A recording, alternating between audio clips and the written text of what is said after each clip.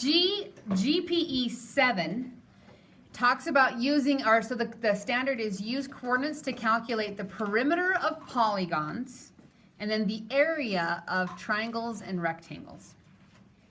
Which you might think, oh, that's such a pain, but the nice thing is only the perimeter of polygons and not the area. It's going to save you, and you're going to like that a lot better. So let's just go over some basic things of what is the perimeter? Perimeter is the area of... No, not an area. What is the perimeter? The distance around. The distance around things, right? The perimeter of polygons. And then, so then what is the area, what's the formula for the area of a triangle? 1/2 times the base. 1/2 times the base times the height. And how do the base and the height have to be related? I'm going to put base and height must be perpendicular. Okay? And then how do you find the area of a rectangle?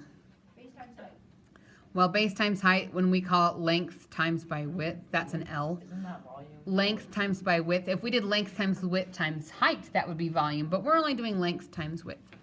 And again, those, in order for it to be a rectangle, those must be perpendicular also. And I'm just going to put perpendicular. But then if it were not perpendicular, then it wouldn't be a rectangle. So I'm just going to put perpendicular, and it kind of will well done. The other thing that you're going to need, and you're going to use a lot, is the distance formula. And so I'm going to write down the distance formula, and then I'm going to write down a more simplified version of it.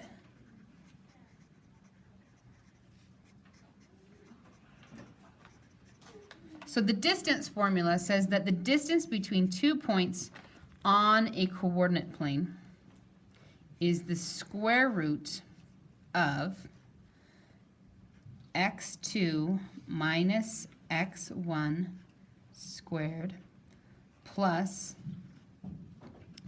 y2 minus y1 squared.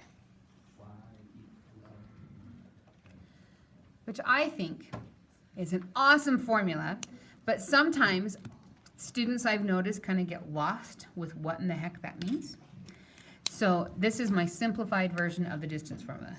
So it is, the distance is the square root of the change in the x's squared plus the change in the y's squared. And let me kind of give you a visual representation of that. Is if I were to be given 2 points on a graph, like this point and that point right there. I know that to go up, I would have like this is the change in the y's, and I'd have to go over, and that's the change in the x's. And notice that this distance right here is really just the hypotenuse of an upside down right triangle. Bless you. It's the hypotenuse of a right triangle. So we're really just using the a squared plus b squared equals c squared. And if your answer says exact, if you're supposed to find the exact answer, that means that, and for example, let's just do this one that we have right here. If we had to find this and it was an exact one, I can see that the change, what is my change in the y's right here on this picture? 2. So if I needed to find the exact, and then what's my change in the x's? 4. So I would do the square root of 4 squared plus 2 squared. So 4 squared is 16, right? And then 2 squared is 4. And 16 plus 4 is 20. So this is my exact answer.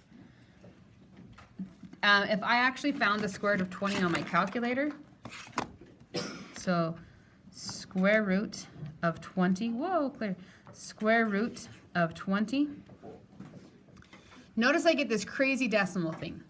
Is there any way to get an exact answer when we have to round? Yeah, no. No, it would still be rounding. That's what I meant. It's Sorry. still rounding, right?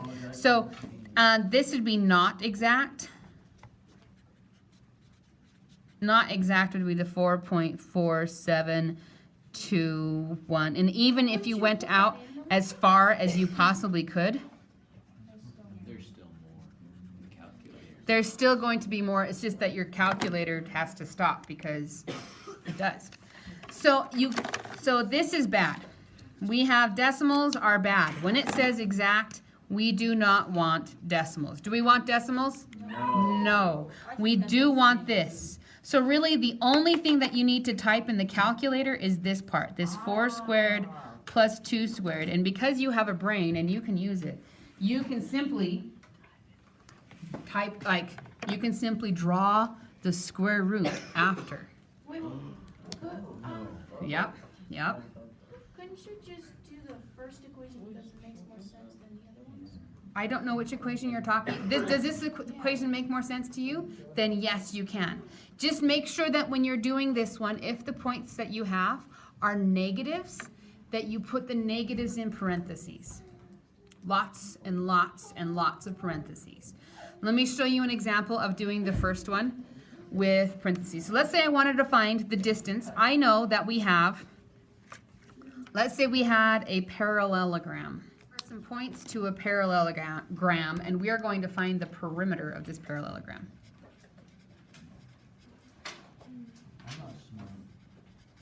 So we have a parallelogram A, B, C, D, and A is at 6, 7. B is at, oh, we're good. Oh, actually, can I do this? Hold on. Nope.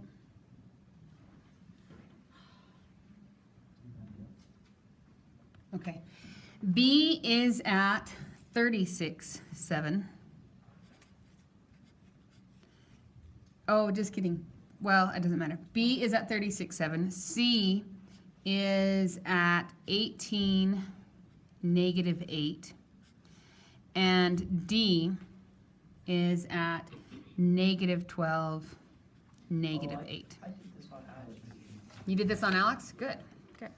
So we have this parallelogram, and we are supposed to find the perimeter.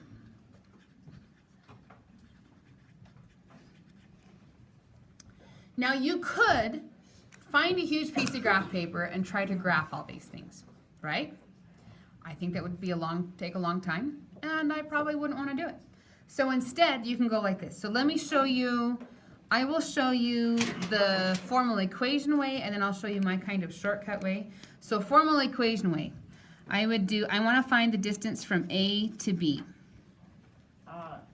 So from A to B, I'm going to do the square root of, and then if I'm typing it in my calculator, it depends on the calculator. Some of them, you have to put another set of parentheses for the change in the y's. So it just kind of depends on the calculator that you have.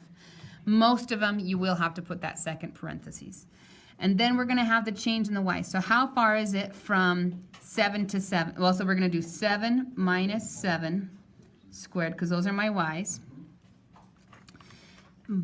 Plus, parentheses, 36 minus 6, close parentheses, squared.